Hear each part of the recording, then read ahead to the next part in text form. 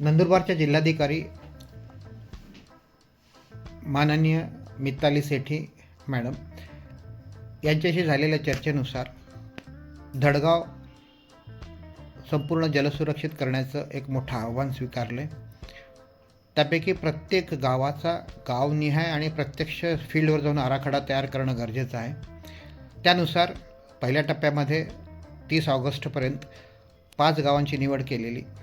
त्या 5 गावांच्या निवडीमध्ये मनखेडी मधील सर्व 4 महत्त्वाचे पाडे आणि त्याचे उपपाडे, बोधला येथील 6 ते 7 पाडे, वावी येथील 7 पाडे, बिजरी येथील 12 पाडे आणि पिंपळबारी येथील 4 पाडे असा सर्वांचा समावेश आहे।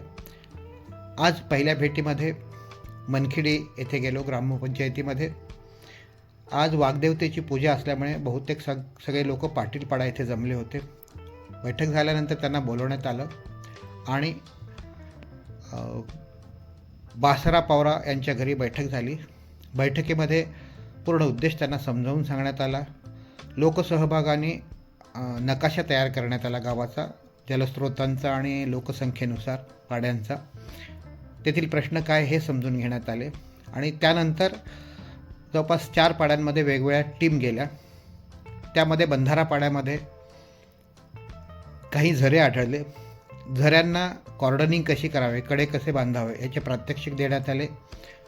त्याचप्रमाणे बंधारापाडा येथील प्रवाहावर एक बंधारा, साधारणतः 50 फूट लांबीचा बंधारा कसा बांधावा, 1 मीटर उंचीचा, आणि त्याचं पाणी किती साठेल, किती लोकांना लाभ होईल हे सगळं प्रात्यक्षिकात सांगण्यात आलं।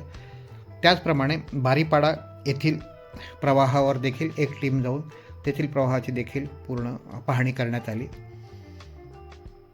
आणि पावसाळा संपताच साधारणतः ऑक्टोबर महिन्यात किंवा नोव्हेंबरच्या पहिल्या आठवड्यामध्ये इथं कामं सुरू करता येतील। आणि खरे तर ग्रामसेवक या ठिकाणचे उपस्थित होते, ग्रामपंचायत अधिकारी, आणि त्यांच्याशी झालेल्या चर्चेनुसार वित्त आयोगाचा निधी, पेसाचा निधी, CSRचा निधी, आवश्यकता पडल्यास आदिवासी विकासाचा निधी आणि मनरेगाच्या माध्यमातून लोकांना मजुरी या संदर्भात चर्चा झाली।